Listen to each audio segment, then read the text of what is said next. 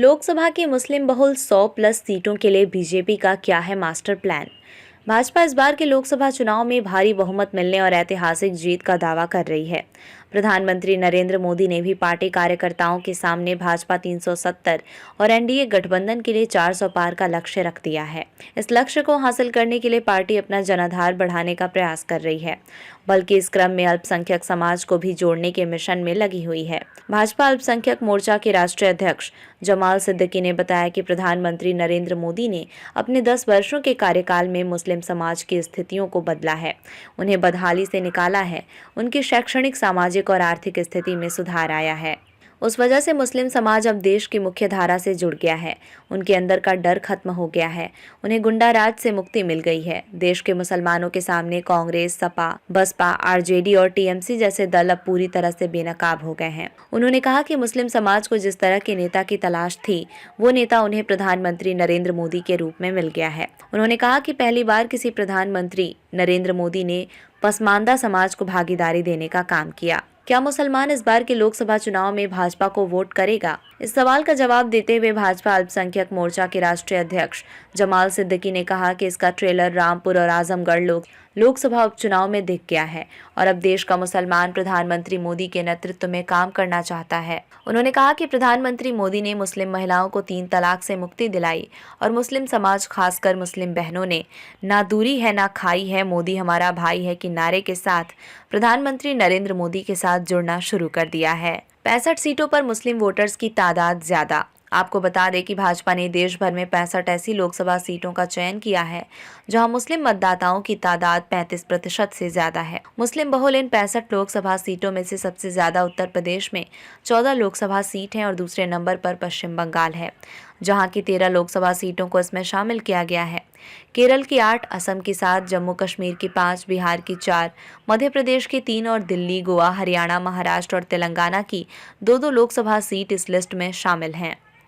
वहीं तमिलनाडु की 1 लोकसभा सीट को इन 65 अल्पसंख्यक बहुल सीटों की सूची में शामिल किया गया है। इनमें से कई लोकसभा क्षेत्र ऐसे भी हैं जहां मुस्लिम मतदाताओं की तादाद 50% से भी ज्यादा है। इन 65 लोकसभा सीटों के अलावा देश में 35 से 40 के लगभग लोकसभा की सीटें ऐसी भी हैं जहां मुस्लिम वोटर्स पूरी तरह से निर्णायक भूमिका में भले ही ना हो, लेकिन जीत हार में महत्वपूर्ण भूमिका निभाते हैं। भाजपा ने लोकसभा की मुस्लिम बहुल इन 100 से ज्यादा सीटों को लेकर खास तैयारी की है। इन सीटों पर लोकसभा प्रभारी के साथ साथ विधानसभा अनुसार विधानसभा प्रभारी, विधानसभा सह प्रभारी और मोदी मित्रों की तैनाती की गई है। देश में 18,04,000 व्यक्ति मोदी मित्र। भाजपा अल्पसंख्यक मोर्चा के राष्ट्रीय अध्यक्ष जमाल सिद्दीकी ने बताया कि मोर्चा लगातार मुस्लिम समाज के लोगों के साथ संवाद कर उन तक प्रधानमंत्री नरेंद्र मोदी सरकार की उपलब्धियों को पहुंचा रहा है। मोदी सरकार की नीतियों, कार्यक्रमों और जन कल्याणकारी योजनाओं से अल्पसंख्यक समुदाय के लोगों को क्या क्या लाभ पहुंचा है, इस बात की भी जानकारी दे रहे हैं। उन्होंने बताया कि पिछले कुछ महीनों के दौरान पार्टी के अल्पसंख्यक मोर्चे ने मुस्लिम समाज तक पहुंचने के लिए कई अभियान चलाए। मोर्चे ने युवा स्नेह संवाद, महिला स्नेह संवाद, मोदी स्नेह संवाद, सद्भाव स्नेह संवाद, बूथ प्रमुख स्नेह संवाद और मोदी मित्र जैसे कार्यक्रमों के जरिए विधानसभा और बूथ स्तर तक जाकर देश भर में 22,700 संवाद कार्यक्रम किए। इन कार्यक्रमों के जरिए भाजपा कार्यकर्ताओं ने देश भर में 1,468 से ज्यादा विधानसभा क्षेत्रों को कवर किया और 50 लाख से ज्यादा मुस्लिम समुदाय के लोगों के साथ सीधा संपर्क किया। उन्होंने बताया कि देश भर में मुस्लिम समाज से जुड़े 18,04,000 व्यक्ति मोदी मित्र बन चुके हैं। हर जिले में सूफी समाज के लोग भी बड़े पैमाने पर भाजपा के साथ जुड़े हैं। बूथ स्तर से मुस्लिम वर्ग को बढ़ावा देना शुरू। आपको बता दें कि भाजपा ने अपने संगठन में बूथ स्तर से मुस्लिम वर्ग को बढ़ावा देना शुरू कर दिया है। इसका असर उत्तर प्रदेश में हुए स्थानीय निकाय के चुनाव में भी साफ साफ नजर आया। पार्टी ने मुस्लिम मतदाताओं के बहुमत वाले इलाकों में मुस्लिम बूथ अध्यक्षों की भी नियुक्ति की है और जिन बूथों पर मुस्लिम मतदाताओं की तादाद अच्छी खासी है, उन बूथों के लिए बनाई गई कमेटियों में भी मुस्लिमों को जगह दी गई है।